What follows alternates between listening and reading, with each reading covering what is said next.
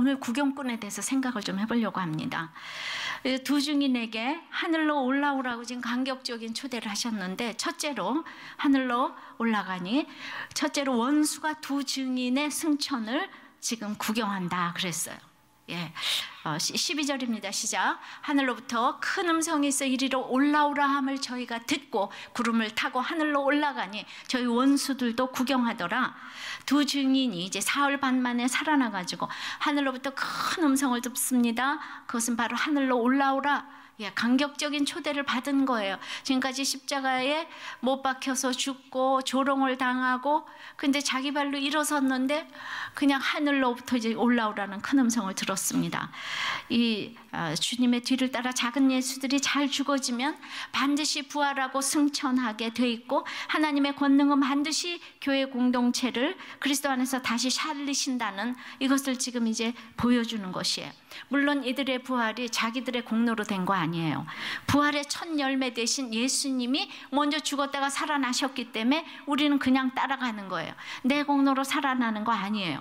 그런데 그렇게 하늘로 승천하는 그것을 원수들이 지금 구경하는 거예요. 원수가 구경하는 것이 무엇이겠습니까? 열왕기하 2장 11절에 보면 두 사람이 행하며 말하더니 호련히 불수레와 불말들이 두 사람을 격하고 엘리야가 회오리 바람을 타고 승천하더라 그랬습니다. 이 불수레 불말이 뭘까? 우리가 이제 대구 지하철 참사 같은 경우에는 진짜 이 불수레 아니에요. 불수레. 그죠? 그리고 이제 후쿠시마 원전이라든가 이런 게 이제 불수레 불말이라고 생각할 수 있지 않겠습니까? 이제 이렇게 불수레, 용광로와 같은 나의 사건 속에서 불말들이 내 옆에 있던 사람을 하루아침에 갑자기 데려갈 수 있어요. 근데 사랑하는 지금 엘리야와 엘리사가 두 사람이 행하다가 한 사람을 딱 데려갔는데, 근데 이 사건 속에서 성경은 엘리야가 승천했다고 지금 표현을 하는 거예요. 그럼 승천했으니까 우리가 기뻐해야 됩니까? 슬퍼해야 됩니까? 예. 근데 기뻐해야 되지만은 그 12절 보니까 엘리사도 나의 아버지 이스라엘의 병과 마병이여 그러면서 옷을 찢었다고 그랬어요. 그러니까 사랑하는 사람 데려가면요 일단 슬프죠. 데려가시는 거 슬퍼요. 그러나 이제 그 다음에 해석을 잘해야 되잖아요.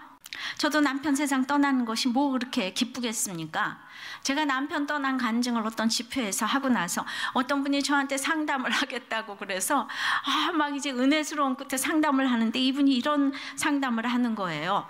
어디 내놔도 빠질 것 없는 자기 아들이 아버지 없는 집안의 딸과 지금 결혼하려고 그래서 자기가 지금 반대를 하고 있다는 거예요. 예. 그래서 제 간증을 듣고 제 앞에서 그런 말씀 하시는 거예요. 사람들은 자기가 무슨 말을 하는지 진짜 모르는 것 같아요. 그래서 교회에서도 아무 생각이 없이 이런 얘기를 하기 때문에 교회를 떠나는 거예요. 내가 무슨 말을 해서 저가 떠나는가 이것도 몰라요. 그러니까 이제 이런 얘기 들으면 이제 기분이 확 나쁘잖아요. 그죠? 내가 이제 남편 천국 가서 지금 기쁘다고 지금 그 간증하고 있는데, 그러니까 제가 믿음이 없으면 제가 그 남편 떠난 거 뭐 그렇게 기뻐서 방방곡곡에 간증을 하고 다니겠습니까? 그러니까 하나님의 해석이 들려서 구름 속에 있다는 것을 알게 됐기 때문이죠. 그래서 죽음에서도 구름 타고 올라가는 삶을 간증할 수가 있는 거예요.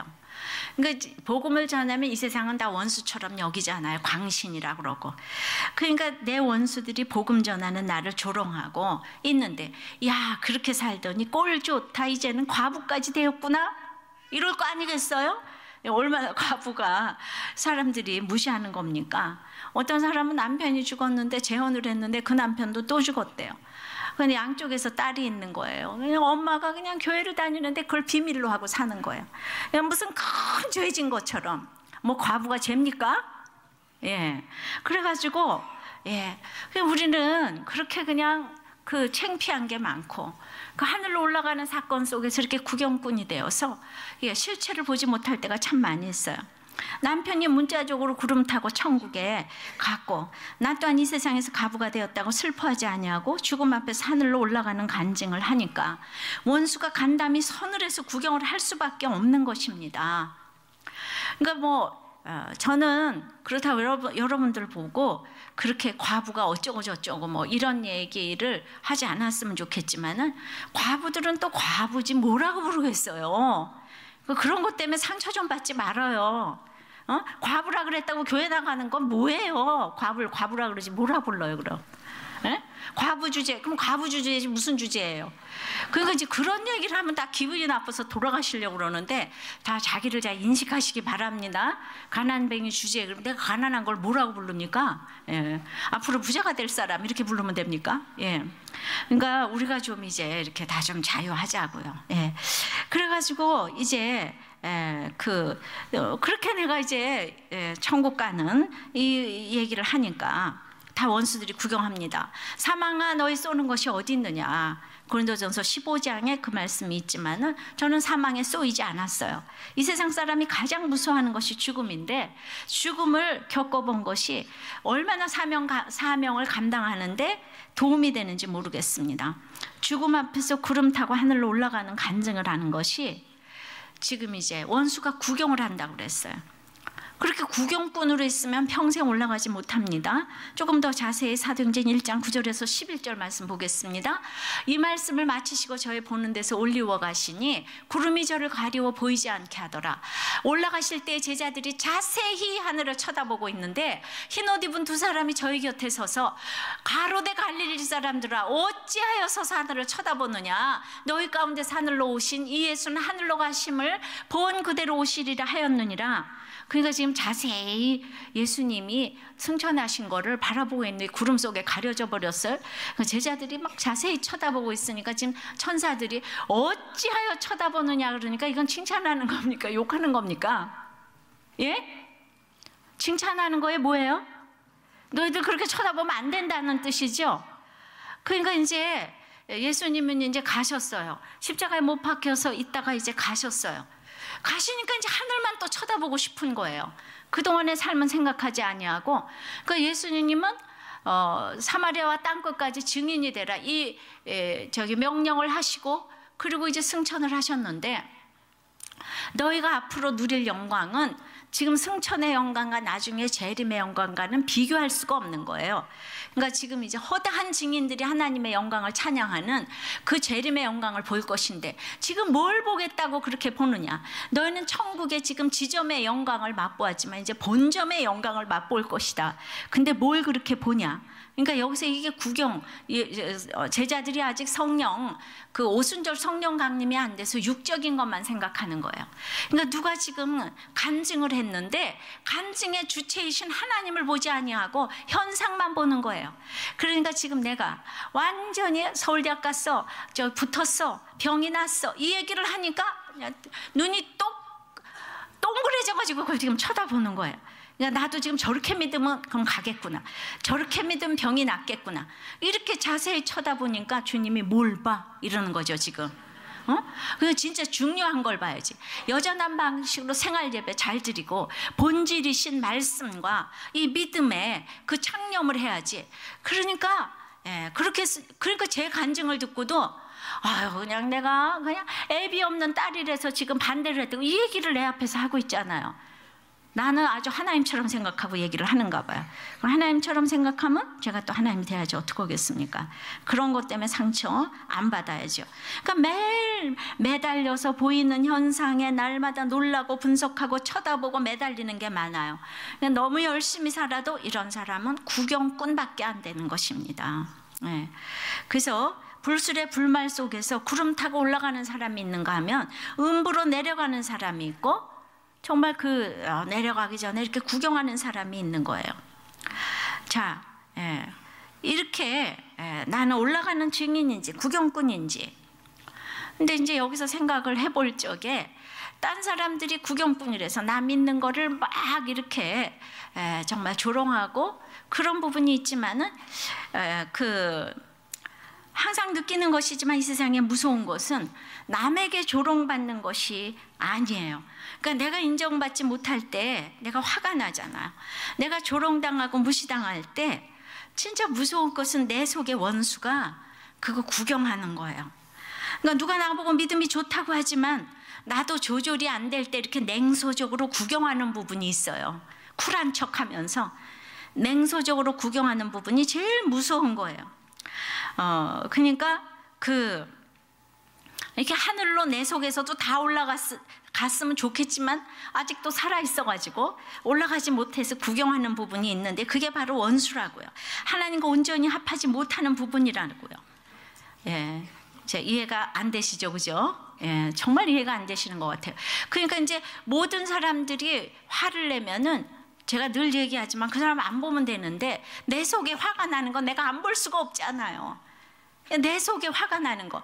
그러니까 남편이 뭐라고, 아내가 뭐라 그러고 내가 화가 안 나야 되는데 내가 화가 나면은 그냥 그런 부분이 하나님하고 합해지지가 않으니까 어떻게 그냥 완전히 구경꾼이 돼서 그 문제를 해결을 하질 않는 거예요. 됐어. 나는 이 문제에 있어서 화를 내도 돼. 이러면서 하나님 시각으로 해결이 안 되는 이 내 속의 구경꾼이 제일 무섭다.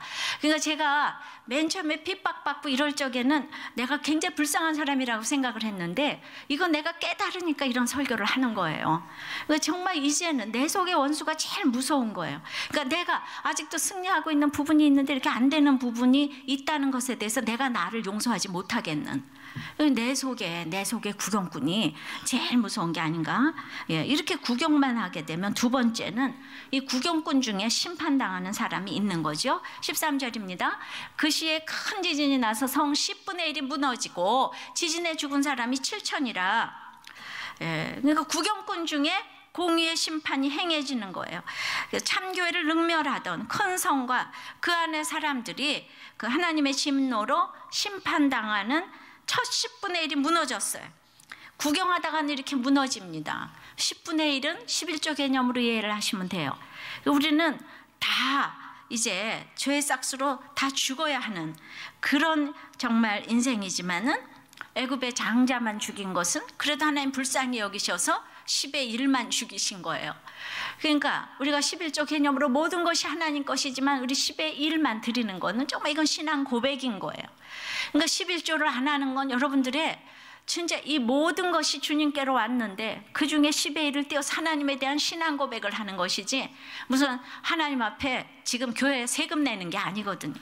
그러니까 이런 신앙 고백으로서 전 세계에 기독교가 지금 전파돼 가는 거예요. 그러니까 내가 자원함으로 그 11조 신앙으로 전 세계 기독교가 전파됐다고 해도 지금 과언이 아닌데, 예. 그래서 이제 11조 개념으로 이 사람들이 11조를 제대로 하겠습니까? 구경꾼들이. 그러니까 10의 1을 딱 이제 무너지게 했어요. 아직도 7대적 재앙이 남아있기 때문에 지금 완전히 망하진 않았다는 거. 이것도 사랑의 얘기로 들어야 되는데 그러면 잘 나가던 큰 성에 거하던 여기 소돔 고모라 성 있잖아요. 그 예수 믿는 사람을 조롱하던 세상적으로 너무 잘 나가던 이런 구경꾼이 왜 무너지고 죽게 되나요? 행복하게 늙어가는데 필요한 요소는 7가지로 추려지는데 첫째가 뭔가 하면 고통에 적응하는 성숙한 자세, 이게 행복을 이루는 첫째라는 거예요. 고통을 어떻게 대하는지 이게 가장 행복의 첫째라는 거예요. 고통에 적응하는 성숙한 자세. 두 번째가 교육이고 그다음에 세 번째가 안정적 결혼이고 그다음에 네 번째 금연, 금주, 운동, 적당한 체중. 살 빼시기 바래요. 예. 적당한 체중도 행복을 늙어가는데 필요한 요소랍니다. 예. 가장 중요한 거는 어려서부터 평범한 인간관계를 잘하는 거라고 그래요. 그러니까 인간관계를 잘하기 위해서 우리가 어려서부터 이렇게 끼리끼리 놀아야 되겠습니까? 하버드 수재들끼리 특별히 놀아야 되겠습니까? 예. 그래서 어려서부터 목장에 가서 사랑을 주고받는 거, 이거 법을 배워야 되는데 교회에서도 끼리끼리 모이고 아주 요새는 평범한 사람끼리 차별 없이 모이는 이게 제일인데 어려서부터 십자가의 사랑을 배워야 하는 것이 이게 굉장히 중요한 건데 교회라고 다 건강한 공동체가 아니니까 교회에서도 끼리끼리여서 상처받는 사람도 너무 많으니까 예, 그러니까 이제 다른 종교도 그런데 교회 안에 들어왔더니 이단이 또 판을 치고 예, 신천지만 요새 무서운 것이 아니고 하나님의 교회라고 하나님 어머니라고 부르는 단체는 신천지보다 훨씬 더 크답니다. 탁지원 소장이라고 계속하는 현대 종교가 이 하나님의 교회에 패소를 했어요. 명예훼손으로. 그러니까 있을 수 없는 일이 지금 이 나라에서 종교의 자유를 부르짖으면서 그래가지고 정말 우리는 그 현대 종교를 정말 지금 경영하고 있는 이 탁지원 소장, 거기를 정말 기도를 많이 해주시고 도와야 된다고 생각을 합니다. 그러니까 지금 누구하고 끼리끼리 돼서 놀아야 되는지 이것도 모르는 거예요. 그러니까 이제 건강한 공동체에서 건강한 이 사고방식으로 주고받아야 되겠는데, 막 율법주의, 기복주의, 문자주의, 이게 더 무서운 게 있기 때문에, 그래서 우리는 이제 참 건강한 공동체를 찾는 것도 중요하고, 건강한 교회에서 인간관계를 배워야 되는 거예요. 건강한 공동체를 왔는데도 구경꾼이 되는 사람이 있는 거예요. 그러니까 목장은 왜 가야 되냐? 목장에서 말이 안 되는 인간관계를 배우라고. 그래서 유년주일 학교부터 목장을 통해서 배우면서 고통에 적응하는 법을 최고로 배워가는 것입니다. 여러분들이 인류학교 좋아하다가 로처럼 가서 망하는 인생을 사는데도 그 인류병에서 빠져나오지를 못하는 게 이 롯이에요. 예, 그래가지고 우리는 막 하버드, 서울대 이런 이름에서 빠져나오지를 못하잖아요. 근데 오늘 고통에 적응하는 법이 최고지만 두 번째를 교육으로 쳤잖아요. 교육은 왜 중요한가 하면은 적어도 공부를 하려면 인내를 해야 되잖아요. 어느 무슨 소정의 과정을 거치려면 인내를 하지 않고는 안 되니까. 그래서 교육을 우리가 치는 거예요. 그러니까 앞으로도 좀 배울 것 같아서. 그러니까 학력이 그냥 무슨 뭐 그 학벌이 아니고 그냥 학력이에요. 진짜 공부할 수 있는 능력. 예, 그래서 우리가 공부도 해야 되지만은, 저는 이제 기독교 학교 이제 그 교사 아카데미를 참여하고 왔어요. 우리들 교회 몇 분의 사역자와 집사님들이 갔다 왔는데 이런 얘기를 하는 거예요. 우리 아이가 학교보다 학원을 더 신뢰한다는 거예요. 학원에서 그 얘기를 듣는 거를 너무나 신뢰하고, 그래서 학원이 너무너무 중요하다는 거예요. 그런데 그 학원에서 날마다 서울대학교가 아니면 학교로 치질 않는다는 거예요. 그러니까 그런 얘기를 계속 이렇게 듣다 보니까 이게 다른 학교를 가도 자존감이 없는 거예요. 그래서 우리가 학교를 할 게 아니고 학원을 좀 하자는 이런 얘기가. 그래서 방과후 스쿨로 정말 학원을 좀 해봐야 될까, 정말 그런 비전이 갑자기 약간 생길라 그랬어요. 그러니까 그 선생님들도 보니까 우리들께 훈련을 받아야 되는 거예요. 학생들도 받아야 되는 거예요. 그래서 반드시 공부해야 돼요. 학생의 본분은 공부를 하는 건데, 그러니까 맨날 하지 말라가 아니에요. 공부해야 됩니다. 학생은 공부를 해야 돼요. 근데 그렇게 인류지상주의를 가르쳐 주는 게 아니고 말씀에 입각해가지고, 그래서 인류 선생님들이 이제 지원을 하시고, 이거는 뭐 우리가 공짜로는 안 되니까 학생도 내고 선생님들도 페이를 받아가면서 이 학원을 좀 해야 되겠다, 이 생각이 갑자기 막 들었어요. 어떻게 생각했어요? 좋은 것 같아요? 예. 왜 대답 아무도 안 해요? 예. 그러니까 학교는 가가지고는 뭐 저 잠자는 대로 알고, 예. 그러니까 지금 그러니까 학교를 새로 하는 것보다도 이제 다 그대로 두면서 우리가 할 수 있는 거를, 시작할 수 있는 쉬운 것들을 빨리 해서 이렇게 좀 도와야 되지 않는가, 그런 생각을 합니다. 자, 그래서 이제 10분의 1이 무너졌잖아요. 그러고 나서 7,000명이 죽었어요. 7,000명은 바알에게 무릎 꿇지 않는 7,000명. 그러니까 7은 완전수에 많은 수 1000을 곱한 것입니다. 근데 이제 재밌는 것이 있는데, 그 엘리야 시대에 무릎 꿇지 않는 7,000명이 남았다 그랬거든요. 무릎 꿇지 않는 7,000명이 남은 자라 그랬거든요. 근데 이 계시록 11장에서는 7,000명이 죽었다 그랬어요. 그럼 어디가 더 무서운 거예요? 엘리야 구약 시대가 무서워요? 지금 계시록 시대가 무서워요? 예? 아니, 엘리야 때는 7,000명이 남았다 그랬잖아요. 근데 여긴 7,000명이 죽었대요. 그러니까 지금 소수와 다수가 바뀌었잖아요. 그러니까 계시록에서는 재앙 얘기를 많이 하는 것 같아도 지금 10분의 1 7,000명만 죽었고 구원될 사람이 능히 아무라도 셀 수 없는 큰 물이라, 사실 그 얘기를 한 거예요.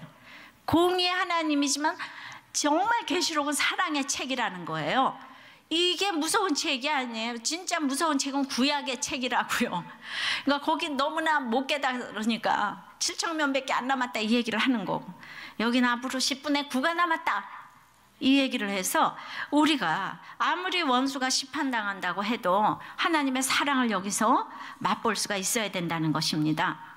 그러면 이제 그 하늘로 올라가니까 구경하는 사람이 있고 구경하다가 지금 심판당한 사람이 있는데, 그래서 회개하여, 세 번째는 회개하여 남은 자가 있다는 거예요. 회개하여 남은 자. 예. 그러니까 최고의, 지난주 설교 최고의 증거로 회개를 했어요. 13절입니다. 그 남은 자들이 두려워하여 영광을 하늘의 하나님께 돌리더라. 두 증인의 기사를 계속 읽어가면서 하나님은 역시 실패하지 않으시고, 그리고 이제 증인들의 죽음을 통해서 열매를 거두시는 거예요. 하늘의 밀이 땅에 떨어져 썩으면 이렇게 엄청난 열매를 맺는 것을 이제 증명을 해주시는 것입니다. 뭐 이 구절을 가지고 대단한 회심이 이루어졌다 이렇게는 볼 수 없다고 하더라도 그들이 하늘의 하나님께 지금 영광을 돌리는 거예요. 두려워해가지고.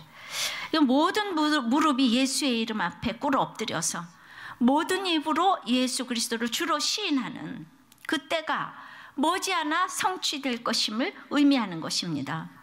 또한 그러니까 남은 자들이 두려워하면서 영광을 하늘의 하나님께 돌릴 수밖에 없는 것은, 이제 우리가 언젠가는 나의 원수도 하나님께서 다 갚아주실 것이기 때문에 나는 가만히 기다리고 인내하고 있으면 하나님의 복수를 보게 될 날이 올 것이라는 것을 알고, 이 땅에서는 내가 복수하지 말아야 되는 거예요. 복수는 하나님만 해주시는 거예요. 원수들은 어느 날 자신의 삶이 부정당하는 날을 꼭 맞게 돼 있어요. 그러니까 이 하버드생들이 그렇게 잘 나갔는데 나중에 자신의 삶을 부정하면서 자살하고 계단에서 떨어지고 마약하고 이랬잖아요. 누가 뭐라고 하기 이전에 자신이 자신의 삶을 부정하는 거예요. 하나님이 없는 사람들이 이래요. 그래서 그들의 심판을 앞당겨 보면서 우리는 어떠한 경우에도 끝까지 인내를 해야 되는 것입니다. 근데 정말 세상의 특징이 인내하지 못해요. 한 퓨전 음식점에 종업원과 그 임산부의 싸움을 보면서 정말 누가 거기서 옳고 그르고가 있겠어요. 그 종업원의 자리에서 나이를 불문하고 자기 위치를 지켜야 되잖아요. 임산부의 자리에서는 태아를 위해서 끝까지 인내를 해야 되잖아요. 부드러운 말로 뭐가 잘못됐다고 얘기할 수 있는데 너 죽고 나 죽자고 한이 맺혀서 싸우는 거예요. 하여튼 우리나라처럼 잘 싸우는 사람이 없답니다. 그러니까 우리한테 힘든 일이 사흘반이 있죠. 그러나 사흘반이라고요. 반드시 다시 일으키신다고요. 어디서건 인내를 해야 돼요. 근데 내가 어떻게 저런 악한 사람도 인내를 할 수가 있겠습니까? 그래서 악한 사람이 어디까지 가야 악한 사람이라고 할 수 있겠습니까? 목사님 몰라서 그렇지 정말 악의 화신이에요. 뭐 이런 사람들이 옆에 지금 앉아 있습니까? 그렇게까지 물으신다면 나는 옆에 사람을 지금 쳐다볼 수가 없어요. 악의 화신이기 때문에 절대로 지금 눈동자를 돌릴 수가 없어요. 그러시는 분이 계시다면 정말 어떤 사람이 가장 악한 자일까요? 몇 년 전에 이제 그 장애 아들을 내어버린 이 비정한 30대 부모가 4년 만에 잡혔어요. 근데 어떤 아들을 갖다 버렸냐면 다운 증후군 아들을 갖다가 이제 버린 거예요. 그럼 이제 정말 쟤를 키울 수가 없어서 우린 형편이 안 돼서 이렇게 좀 버렸다 그러면 동정을 받겠는데 이 아들이 너무 수치스러운 거예요. 그래가지고 한 4-5살 됐을 때 그 장애인 시설에 이제 버렸는데, 죄송합니다. 1996년 몇 월 며칠생 이렇게 이제 써가지고는 이제 쪽지를 남겼어요. 근데 이제 이 부모를 잡고 보니까 너무 놀라운 사실이 이제 밝혀졌는데, 이 부부가 다 너무 엘리트고 아주 정부 이 최고 기관과 굴지의 회사에서 근무하는 남부러울 것 없는 이런 사람들인 거예요. 그러니까 이 부부에게 그냥 이 다운 증후군 아들은 떼어버리고 싶은 혹과 같은 존재인 거예요. 근데 먼저 태어난 큰아들이 너무 준수한 얼굴에 공부까지 잘하니까 둘째 아들만 없으면 인생이 행복할 것 같은 거예요. 요것만 떼어버리면 이게 뭐 너무 수치스러운 거예요. 그래서 내어버리고는 허위로 가출 신고까지 딱 해놓은 거예요. 완벽하게. 얘가 이제 나가버렸다고. 그러면 이제 이런 얘기를 들으면 어떤 생각이 드세요? 지구를 떠나버려라. 정말 죽어 마땅하구나. 이런 생각이 드시겠죠, 그죠? 예. 그러니까 이 세상에는 버림당하는 아이가 있고 지금 이제 버리는 부모가 있습니다. 그러니까 자식을 버리니까 이혼도 마음대로 하잖아요, 그죠? 예.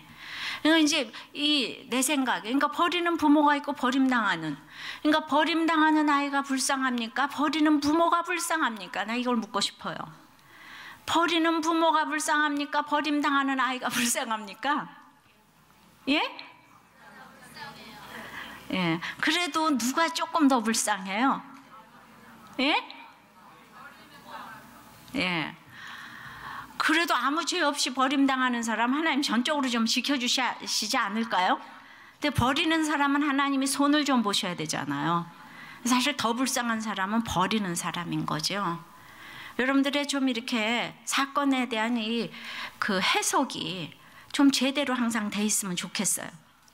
그러니까 그렇게 좋은 직업과 사회적인 안정과 똑똑한 자녀를 가지고도 장애아 자녀 한 명을 받아들이지 못하는 그들이 최고의 엘리트로 키워졌기 때문에 고통을 당할 수 있는 능력이 하나도 없는 거예요. 이 고통을 어떻게 성숙하게 반응하는가, 이게 최고의 행복인데 근본적으로 어렸을 때부터 최고로만 자랐기 때문에 최고의 그룹에서 최고로 이렇게 자라게 되면 이렇게 하는 게 그들 둘이 부부가 똑같으니까 이랬죠, 그죠? 부부가 똑같아요. 똑같은 사람들끼리 만나요. 오늘 이렇게 당신은 그거밖에 안 된다고 그러는데 남편 부부 똑같아요. 똑같으니까 사는 거예요. 누굴 손가락질해요? 그녀가 나예요. 내가 그 남이고. 똑같아, 똑같아. 우리는 똑같아, 똑같아. 예. 그러니까 정말 이 사람들이야말로 지진해 죽을 사람이고, 예. 또 참 무너질 사람이에요. 가장 큰 심판 가운데 있는 사람이에요. 근데 이런 사람이 아직 살아있고 착한 사람이 죽는 불공평한 상황이라고 그냥 날마다 우리가 부르짖고 어떻게 그럴 수가 있냐 그러는데, 버린 자도 버림받은 자도 하나님은 다 긍휼의 그릇으로 택하시고 그들을 부르시기 때문에 지금이라도 하나님의 부르심에 응한다면 하나님의 남은 자로 구원을 얻을 수가 있는 거예요. 근데 구경꾼이 돼서 이란 말이 안 들려요. 잘난 사람도 안 들리고 버림당한 사람도 하나님의 말씀이 안 들리면 똑같이 남은 자가 못 되는 거죠. 하나님의 말씀이 들려야 합니다. 복음적인 교회에 출석하고 모태신앙으로 경건하게 신앙생활을 했어도 하나님을 부인하면서 남은 자가 아닐 수가 있는 거예요. 이건 자격이 아니라 하나님의 긍휼로 남은 자가 돼야 되는데, 그러니까 이제 어떻게 하면은 이렇게 남은 자가 될 수가 있을까? 우리가 9장 20절 21절에도 보면 황충의 재앙에서 남은 자가 있어요. 근데 그 남은 자는 절대로 돌아오지 않았어요. 20장 21절 다시 한번 읽어볼까요? 이 재앙에 죽지 않고 남은 사람들은 그 손으로 행하는 일을 회개치 아니하고 오히려 여러 귀신과 또는 보거나 듣거나 다니거나 하지 못하는 금은동과 목석의 우상에게 절하고 또 그 살인과 복술과 음행과 도적질을 회개치 아니하더라. 그러니까 이 9장에서는 그 재앙에도 회개치 아니했는데 11장에는 그냥 이 두 증인의 죽음으로 하늘의 영광을 보고 회개했잖아요. 무슨 차이가 있죠? 9장과 11장에 무슨 차이가 있죠? 예? 그러니까 이 10장 11장에 작은 책의 권세, 말씀으로만 변한다고, 복음으로만 회개한다고. 그러니까 두 증인이 증거하고 죽었던 이 사람들이 회개한 거예요. 계시록에서 회개했다는 얘기는 여기밖에 없어요. 그러니까 우리가 정말 그 재앙으로는 안 변하고 말씀으로만 두 주인의 복음 증거로 전도에 미련한 것으로 우리가 복음을 받아들이는 거예요. 전도가 참 미련한 거예요. 그러니까 두 증인의 삶의 목적은 이 세상에서 죽고 부활함을 통해서 이 세상이 주께로 돌아오는 거, 바로 그것이 삶의 목적인 거예요. 그러니까 십자가에서 죽는 삶을 증인에게 허락하시는 거예요. 근데 남은 자를 위해서 그 구원받지 못한 자는 그냥 남은 자 반열에 들어가야 되겠는데, 이 세상에서 가장 불쌍한 자는 구원받지 못한 자인데, 구원받지 못한 자가 가장 하나님의 마음을 아프게 하는 자인 거예요. 예, 그 오스왈드 챔버스가 얘기를 했어요. 제가 날마다 죄 얘기를 하지만은 기독교를 문어다리처럼 휘감고 있는 무서운 교리가 있는데, 그것은 모든 물리적인 세계를 죄악으로 본다는 거예요. 그래가지고 그냥 좋은 옷을 입어도 죄고, 여기를 가도 죄고, 그냥 무슨 말을 해도 죄고, 그냥 뭐든지 이 물리적인 세계, 그거를 죄로 보는 거. 예, 그러니까 보이는 부분을 다 죄로 보는 거예요. 저기는 뭐 화려해서 안 되고, 뭐 저 쾌락적이라서 안 되고. 그런데 그 죄는 사람에게 심어진 적이 전혀 없기 때문에, 예, 그 죄는 원래 하나님께서 사람을 계획하실 때 원래 속성에 속한 것이 아니었어요. 그러니까 죄를 근절하거나 뿌리 뽑는다는 개념은 타당하지가 않다는 거예요. 그러니까 성경은 죄를 질병으로 보지 아니하고 창조주 하나님을 대항하는 피 묻은 반란으로 보는 거예요. 그러니까 따라서 죄의 근본 정신은 나 자신 외에는 그 누구도 나에게 명령하는 걸 허락하지 않는 거예요. 그러니까 이 말씀에 안 들리는 사람은 그래서 부인이 한 말만 해도 싫어하는 거예요. 아주 명령하는 걸 딱질색하는 거예요. 그러니까 어떤 사람은 너무 안전벨트를 안 맨대요. 그래가지고 이제 말하다 지쳤는데, 이제는 내가 매야 되겠다. 그래서 아침에 딱 일어나서 안전벨트를 매려고 하는데 부인이 안전벨트 딱 매라 그랬대. 안 맸대. 아주 딱 싫어한대. 그러니까 이 남자들이 또 이래. 그러니까 이게 죄의 속성이에요. 누가 얘기하는 거를 딱 듣기 싫어. 이게 죄의 정말 하나님을 대항하는 피 묻은 반란이 하나님이 안 믿어지는 거고, 그냥 그게 죄인 거예요. 난 하나님이 안 믿어져. 하나님이 어디 있어? 근데 이건 도덕적으로 착한 사람이든 나쁜 사람이든 상관없이 누구에게나 나타날 수 있는 것인데, 죄는 도덕적이냐 비도덕적이냐 이런 얘기를 하는 것이 아니에요. 그러니까 자신에 대한 권리 주장과 관련이 있어요. 그래서 온 마음과 온 뜻을 당하여 강력하게 하나님으로부터 독립을 외치는 게 죄예요. 내가 할 수 있어. 내가 왜 누구 도움을 받아? 이런 사람이 그래서 예수 믿기 제일 어려워요. 그러니까 이 장애아 부모도 독립을 외치다가, 하나님으로부터의 독립을 외치다가 가장 하나님 마음을 아프게 하는 자인 거예요. 여러분들, 내 자녀가 이 인류로 살아서 이렇게 일을 행했다면 내가 이게 미워할 것이 아니고 너무 가슴이 아프겠죠. 내 자녀가 잘났는데 그 아들 갖다 버렸다고 우리 욕할 수 없지요. 우리 너무 가슴이 아픈 거예요. 하나님이 없어서 그런 거예요. 그런데 이제 항상 그 원수가, 지금 이제 두 증인이 성도가 승리를 하니까 원수가 두려워해서 하나님께 영광을 돌렸잖아요. 그러니까 성도의 승리가 원수의 두려움과 재앙이 되는 것을 보는데, 사실 북한보다 무서운 것이 다시 말하면 내 속의 원수라고요. 그러니까 택한 자는 한쪽에서 하늘로 올라가니까, 예, 그러니까 한쪽에서는 승리하는 게 있어요. 승리하는 게 있는데 한쪽에서는 너무나 두려워서 이제 이 구경하는 부분이 있다 그랬잖아요. 구경하는 부분이 승리하는 부분을 보고 두려워서 자꾸 두렵고 떨림으로 하나님께 영광을 돌리게 돼 있어요. 이게 무슨 말인가 하면은, 그러니까 남들이 뭐라 그래도 옛날에는 남들을 욕하면서 우리 스트레스를 풀잖아요. 저것이 하도 못됐으니까. 그 남들이 다 욕해 주니까, 예, 그거는 이제 남한테 욕을 돌리면 돼요. 근데 이 두 증인처럼 사명을 감당하고 살면은 내 상대방이 욕하고 난리를 치고 하는 것에 대해서, 내가 속상하고 화나는 거에 대해서 내가 이제 너무나 그게 이제 내 자신을 용서할 수 없는 지경에 이르르는 거죠. 나는 이렇게 나가서 복음을 전하는 사람인데 한쪽에서는 내가 막 무시받아서 조롱당해서 이 속상한 부분이 해결이 안 되는 거. 어떻게 내가 내 위치에서 해결이 안 될 수가 있냐고요. 그러니까 그 해결이 안 될, 그러니까 남들이 욕하는 것보다 내 속에서 해결이 안 되는 것이 이게 내 속의 구경뿐이라 그랬잖아요.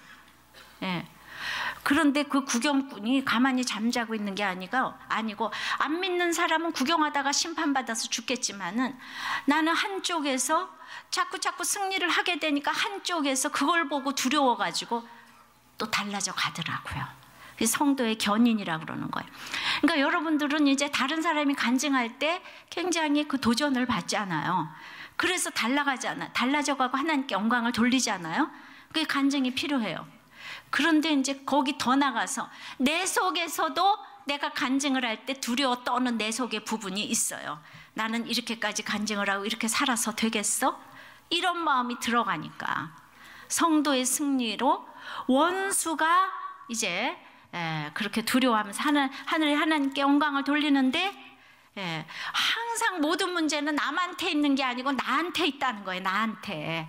나한테 초점이 있다는 거예요. 그러니까 장애우 그 부모를 내가 욕할 것이 하나도 없는 게 인류로 자라서 고통을 직면해 본 적이 없기 때문에 그 사람들이 더군다나 말씀이 없는데 얼마든지 그럴 수 있다는 걸 인정을 해야 된다고요.